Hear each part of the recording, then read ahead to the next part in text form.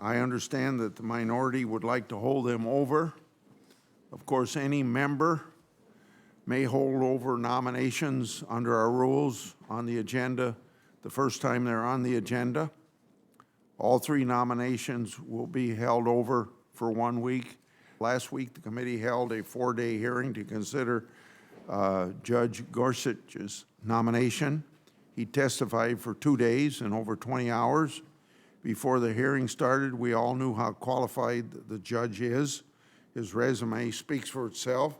But last week, we got to see up close how thoughtful, how articulate, and how humble he is. He's clearly deeply committed to being fair and impartial judge, and he isn't willing to compromise the independence to win votes in the Senate. When The Judge Scalia passed away, it was on February the 13th of the year.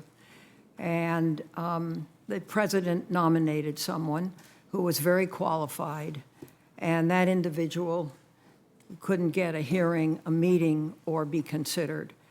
And so we look back in history, and I've heard a lot said about it, but I'd like to put in the record the list of justices confirmed in presidential election years before the election. And in fact, there were 14.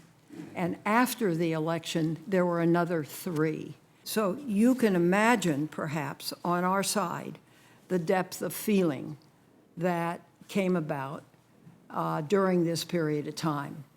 From March and April, there was plenty of time to handle a nominee. And yet the decision was made that President Obama would be denied his 4th year when 17 former presidents were not.